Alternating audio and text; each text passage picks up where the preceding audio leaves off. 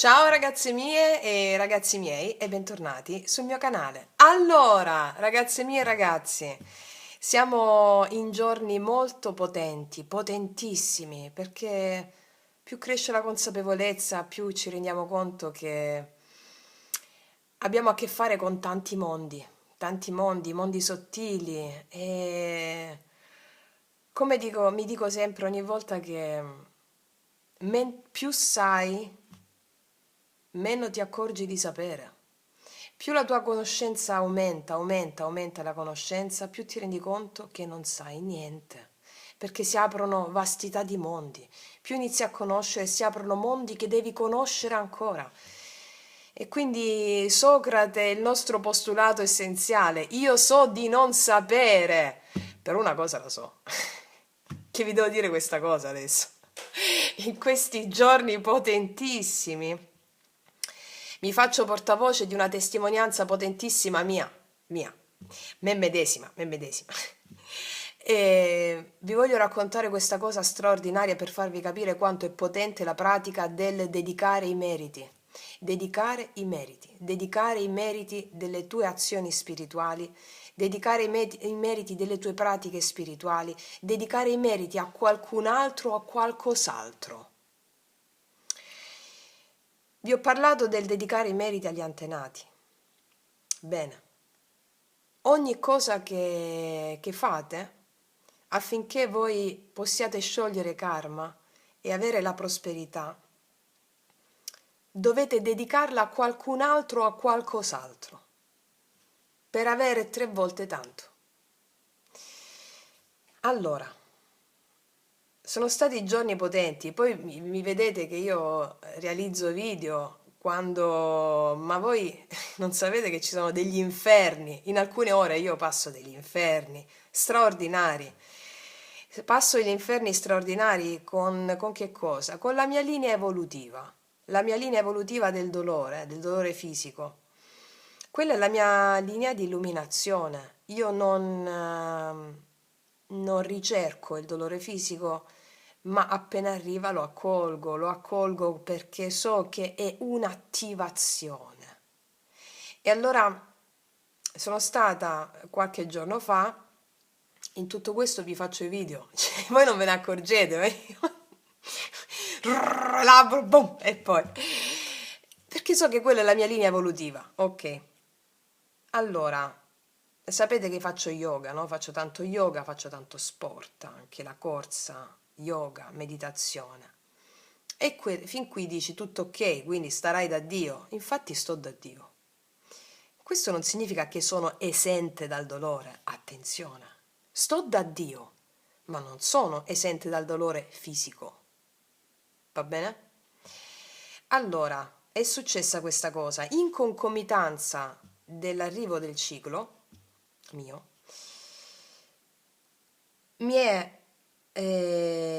Eravamo a cena con i miei più cari e intimi amici a casa di un carissimo amico e mentre stavo aiutando a sistemare il tavolo per la cena, portare le portate a tavola, una fitta alla spalla, al centro della colonna vertebrale, tant'è che avevo i piatti in mano, mi cade tutto, cioè sto così, una fitta così che avevo difficoltà a respirare. Difficoltà, sapete quando respiri che ti fa male il dolore intercostale, che non riesci a respirare, a fare il respiro tutto intero perché ti fa male quella zona? Ok, quella cosa. Questa cosa è durata 72 ore a intermittenza. La sera aumentava. Ok, quella sera io ho cenato con i ragazzi, seduta con 4 cuscini così, e poi ho continuato, mentre loro facevano la cena, sul divano stesa, immobile. Se ero immobile non mi faceva male. Appena mi muovevo, di nuovo, ok. Non mi sono chiesta perché. Non ho detto niente. I ragazzi mi conoscono, fanno parte della mia famiglia, siamo tutti adepti alla causa, quindi uno solo di loro non era tanto avvezzo alla mia linea evolutiva dei dolori, che si è spaventato, no? E io ho detto: non ti preoccupare Carlo, tutto a posto, tutto a posto. E tutti gli altri: tutto a posto, tutto a posto, tutto a posto. E è rimasto un po' così. Dice: ma come tutto a posto? Sì, sì, tutto a posto. Non mi sono chiesta niente. Allora, e ho detto: un'attivazione, e ma oh, meraviglia. Allora mi sono messa lì: maestro, maestro del dolore, io ti ringrazio per essermi venuto a trovare. Aiutami ad aiutarti ad aiutarmi. Dimmi, palesami come posso esserti utile per aiutarmi. Aiutami ad aiutarti ad aiutarmi. Io ti benedico, io ti accolgo. Uketamo, uketamo, uketamo. Io ti accolgo, io ti accolgo. Grazie, grazie, grazie. Tutto questo mentre ero impossibilitata a muovermi e mentre facevo fatica a respirare, ma con la consapevolezza che mi stava arrivando un'attivazione. Perché che cosa succede? Vi dico questo anche nelle pratiche, no, che si fanno di yoga o di allenamento, quando o nella meditazione. Nella meditazione, per esempio, quando siamo fermi immobili, come diceva un grande maestro, solo nell'immobilità c'è la libertà. Quando tu sei fermo, immobile nella meditazione, dopo un po' inizia a pruderti qualche cosa, o a farti male la gamba perché stai in posizione del loto, o ti fa male il ginocchio oppure ti prude la spalla. Perché quando tu sei ferma completamente immobile, l'energia aumenta. Questa energia che aumenta scorre più veloce nel corpo perché non viene esercitata facendo cose fuori. Se immobile l'energia aumenta, tu non la stai sprecando fuori ed è tutta dentro. Quindi questa energia che aumenta durante la meditazione, no? Che succede? Attraversa tutti i canali, i meridiani, no? Nella medicina tradizionale giapponese, cinese, scusami, e attraversa i meridiani. Che cos'è quello che la tua mente razionale giudica dolore, fastidio? Quando questa energia passa attraverso un meridiano dove ci sono dei blocchi, dei traumi, vuole passare, sta spaccando il blocco e tu la devi fare attraversare, non devi muoverti. Oppure senti il dolore, devi stare fermo. Quanto più fermo stai, quell'energia, l'energia che poi è l'energia kundalinica, spacca quella diga. Noi diciamo la diga nella mente, come vi ho detto nella video Magia Pratica 1, no?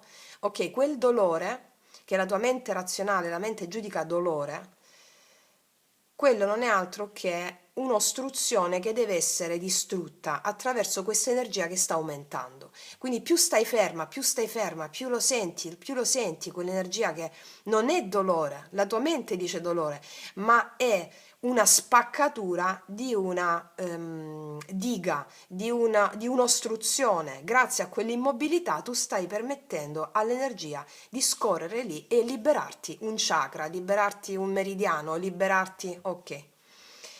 Allora io quanto più possibile sto ferma quando sento il dolore, ferma, ferma, ferma, perché più spacchi dighe, più hai sempre illuminazioni e i giorni successivi ti accorgi che succedono, che capisci cose che prima non avevi capito perché si è spaccata un'ostruzione. Ok, vi ho fatto questa premessa per dirvi questo.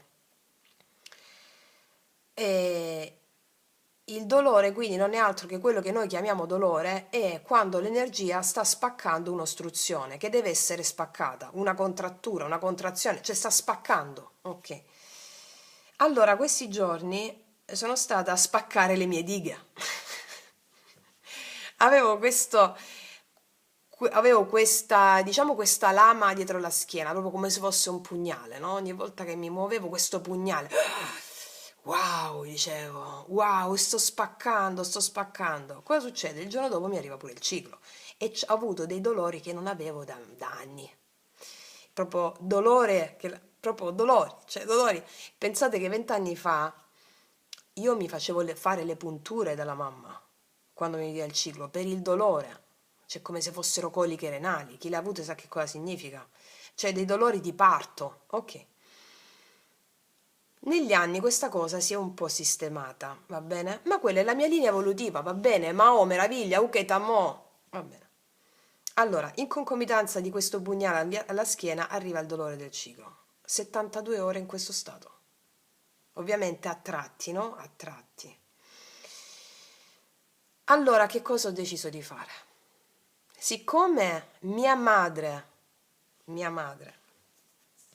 stava da alcuni giorni bloccata con la spalla destra,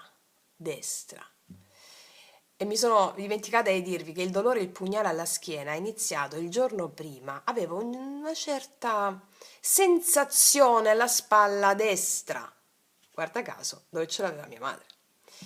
Mia madre va sempre a scuola, insegna alle scuole superiori, insegnante di storia, italiano e storia. Lo so che ridete perché due palle così. Cioè lei c'ha due palle. Vabbè. Terribile mia madre. Allora, non si è mai presa un giorno di malattia in tutti gli anni di insegnamento. Perché se lei gli toglie la scuola impazzisce. Cioè, vuole sempre lavorare, lavorare, fare. Un mio carissimo amico mi ha detto, mi ricorda qualcuno. Appunto. Allora, si è presa 2 giorni di malattia, tant'è che l'hanno chiamata dalla scuola, gli alunni, professoressa, perché è tanto terribile quanto amata, dovete sapere. E il preside, che è successo? Che è successo? Che è successo? Che è successo? Ma come mai? Ma tu... Mia madre era impazzita, ma non per il dolore che aveva. Il dolore che aveva era, come dire, allora, era impazzita perché doveva stare ferma. Mia madre non si è mai stesa il pomeriggio. Dorme pochissimo, sempre iperattiva. Se non va a scuola, cucina. Cucina per tutti. Cucina. Non riesce a stare ferma. E quindi, allora, gli ho detto, mamma, ti devi fermare. Ma lo capisci che non posso fermarmi? Non posso fermarmi. Oddio, mi fa malissimo, Dio, mi fa malissimo. Sta facendo fisioterapia, si prende le medicine, tutto. Ma non le passa sta cosa, non le passava. Non capisci che non posso fermarmi, Francesca, non posso fermarmi, devo andare a scuola, Ok, la malattia arriva per un motivo, mamma. Per correggere un comportamento unilaterale. Siccome ci somigliamo, ti dico che io ho imparato. Lo so, ma non posso fermarmi. Così diceva giorni fa. Ok, che succede? Che arriva a me il sintomo, uguale, identico. E dico, wow, meraviglia.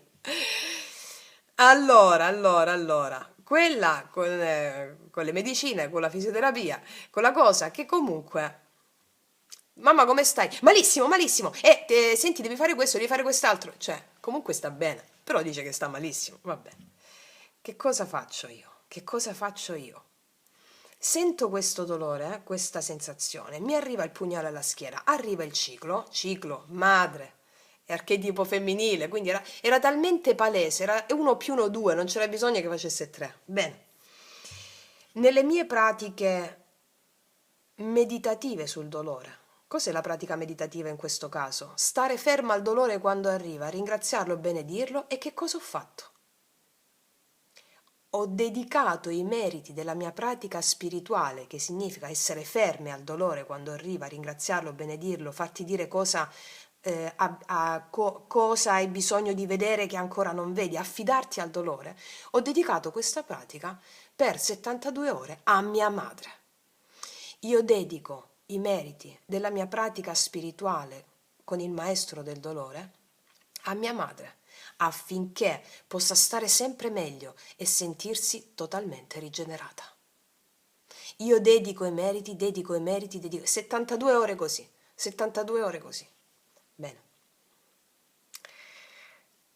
Arriva mia madre l'altro giorno a casa e mi dice, tieni, un foglio mi dà, cos'è questo? Regalo di Natale. Mi ha regalato un frigorifero. Cioè, e stava bene. C'aveva il braccetto un po' così, però stava bene. Non si stava lamentando e mi ha regalato un frigorifero. Ragazzi, io sono rimasta così. Mamma, perché mi hai comprato il frigorifero nuovo? Perché stai da anni con quello, cade sempre acqua, cade sempre acqua, cade sempre acqua. Dovete sapere che io compro una cosa alla volta. Allora, c'ho questo frigorifero da 20 anni, lo stesso frigorifero che cola acqua ormai, no? Da sotto. Sapete dove si mettono i cesti della frutta, la cosa? Ok, acqua. Quindi io ogni giorno con la spugnetta e la bacinella tolgo acqua, tolgo acqua, tolgo acqua. Stavo vedendo da un po' di mesi per un frigorifero nuovo, ma era una spesa che mi stava un po'. mm, cioè, ho detto, vabbè, finché questo funziona, vabbè, appena proprio si rompe lo butto. Vabbè. Mia madre sapeva che stavo vedendo per un frigorifero, ma non mi ha mai detto niente. Arriva a casa dopo le 72 ore di pratica del dedicare i meriti che mi ha comprato il frigorifero. È come se fosse la restituzione, capite? Questa è la restituzione. Ho detto, mamma, subito ho detto non dovevi, perché? Poi mi sono istantaneamente ricordata, ho detto mamma, grazie. Perché quello che arriva sul piano materiale, spirito e materia sono la stessa cosa, era come se fosse da parte di mia madre, lei non lo sa, ho sentito quello che hai fatto, ho sentito, anche se non lo sa lei, mi spiego. E quindi questo per dire cosa, ragazze mie? Tu stai riprendendo nel frattempo, sì. Questo per dire cosa? Questo per dire che dedicare i meriti a qualcosa che non sia per te. Io non stavo dedicando i meriti per farmi passare il mio dolore. Io stavo utilizzando l'energia del maestro del dolore per come va utilizzata. L'ho sfruttata appieno, per dirla in altri termini. Non volevo stare bene io. Cioè, so che io sarei stata bene facendo qualcosa di più grande che non fosse per me, mi spiego. Allora io ogni volta che ho qualche linea evolutiva, chiamiamola in questo modo, cioè dolore, dedico i meriti della mia attenzione sul dolore, della mia meditazione sul dolore a qualcos'altro che non sia io. Cosa è successo poi? Che io sono a bomba, cioè io sto benissimo. Ma quello che vi voglio far capire è che io sto sempre bene, anche con il dolore atroce. Cioè, il punto è che il dolore deve essere visto come un grande maestro. Siamo nel Kali Yuga, il periodo più oscuro dell'umanità, in cui si sta sviluppando l'uomo trascendente, l'uomo che trascende la dualità. Cosa vuol dire trascendere la dualità? Giusto, sbagliato, male, bene, secondo i valori comuni. Allora mi arriva il dolore, wow, oh meraviglia, non è né male né bene, è perfetto. L'uomo trascendente non dice questo è giusto, questo è sbagliato, questo è meglio, questo è peggio, questo è bello, questo è brutto. Questo è perfetto. È l'ottava superiore, che è un'altra cosa. E adesso che abbiamo anche gli strumenti per come affidarci, io non mi sono fatta passare il dolore. Io mi sono affidata al dolore. Non lo ho evitato. Mi sono affidata, non ho usato niente. Non ho usato niente e sono tornata poi a fare yoga. Tant'è che, siccome la parte razionale, la mente si era un po' alterata, un po' spaventata, perché sono state concatenate queste due cose molto forti, ragazzi, perché ero proprio, cioè, un colpo dietro la schiena, una cosa assurda è stata. Allora mi sono fatta la mia bella visita dal mio grande osteopata fisioterapista e ho detto, Matteo, ma come sto? E lui, Francesca, stai benissimo. Lo so. Questo dopo tutto, eh. Cioè, dopo tutto quello che era successo. Allora gli ho detto, Matteo, c'è stato questo scambio dove mi sono risposta da sola. Secondo te cosa ho avuto? E poi mi sono ridetta. Vabbè, è una domanda stupida che ti sto facendo. Mi ha guardato e mi ha sorriso. C'eravamo capiti. Cioè, chiedersi cosa hai avuto, sotto un profilo oggettivo, non è più contemplabile dall'uomo trascendente. Non è che noi... Allora, noi organizziamo la nostra vita sulla base della trascendenza ormai. Cioè organizziamo la nostra vita, approcciamo alla vita in modo completamente nuovo, diverso. Io faccio yoga, corro, faccio meditazione, ma ciò non significa che sono esente dal dolore, ma che sia il dolore la chiave evolutiva. Qual è la differenza? Che dura meno, dura meno, dura meno e sono attivazioni fino a quando succede cosa? Man mano che tu accogli uketamo, il dolore, mm? Accogli con queste pratiche, no? La resa ragazze e ragazzi, la resa con le pratiche, la resa con le pratiche. Allora, i nostri corpi densi si fanno sempre più sottili. Perché? Perché ci sono tante ostruzioni da aprire, tante ostruzioni, tanti meridiani da aprire. E più tu stai lì col dolore ferma, più stai lì, più dolore riesci a farti attraversare, che non è dolore, è l'energia che passa nelle zone ostruite, più allora ti arriva una volta, poi dopo un mese ti arriva un'altra cosa, o ti arriva nello stesso punto, ok, significa che ancora deve fare, vai, vai, vai, vai, vai, vai, vai, vai, boom, boom, boom, sono quella diga lì, viene, come vi ho detto nel video sempre, ma già pratica uno, no?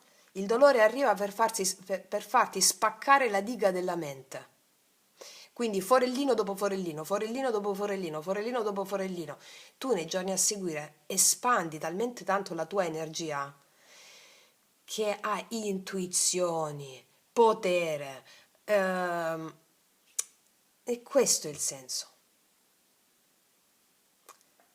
Meditare non significa stare soltanto lì, mettersi lì 20 minuti, mezz'ora, stare lì, rilassarsi. No, non è un training autogeno. Cioè il training autogeno è della psicologia da bar di adesso.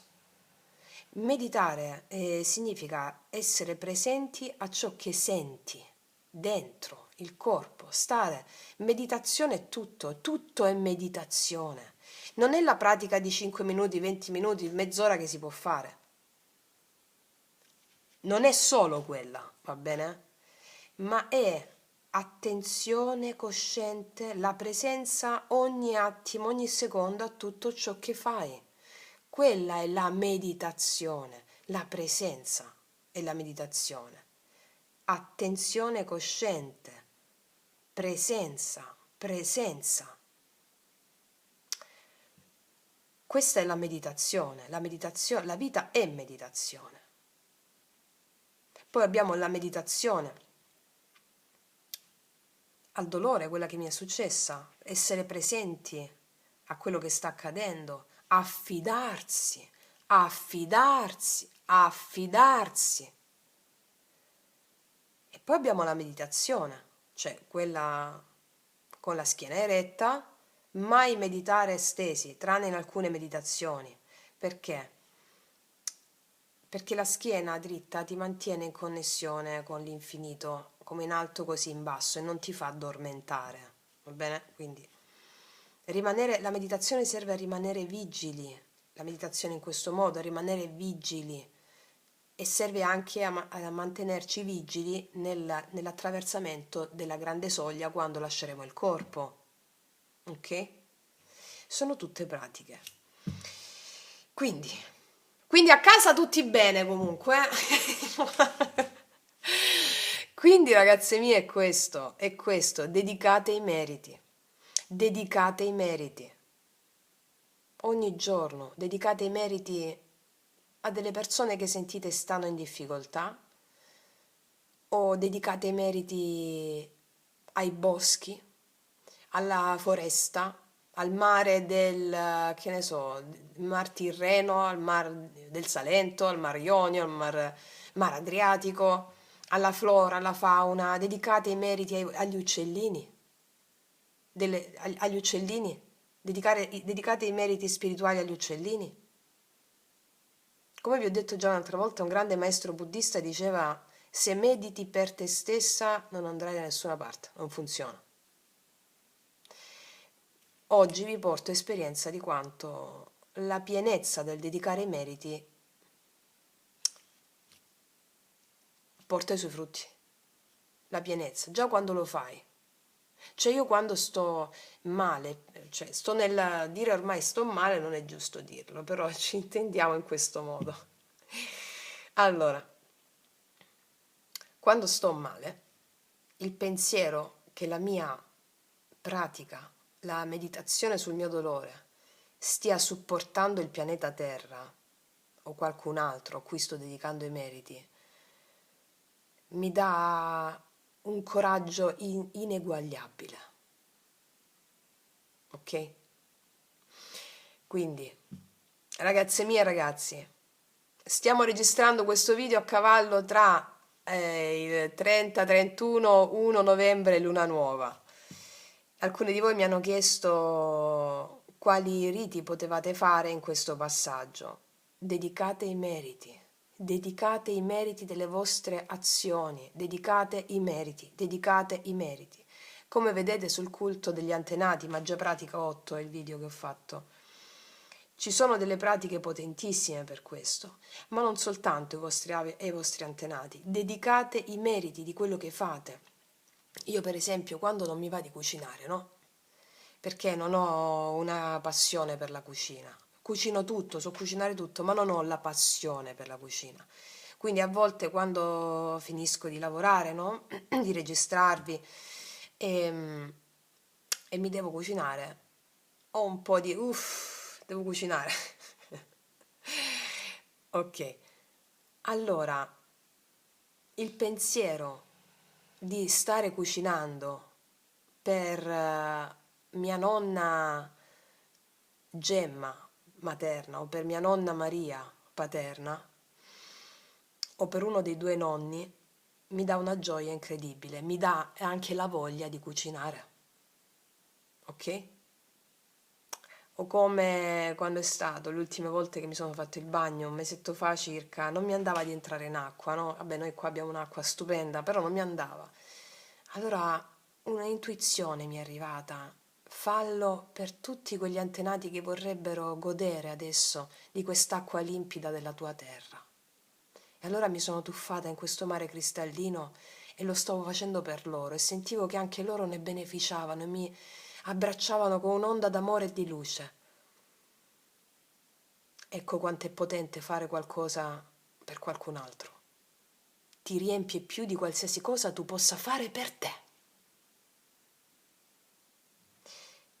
E ti diverte, è magnifico. E questo parlare con l'invisibile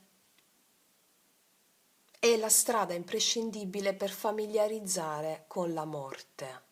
Quello che noi intendiamo morte non esiste, esiste solo nella mappa mentale.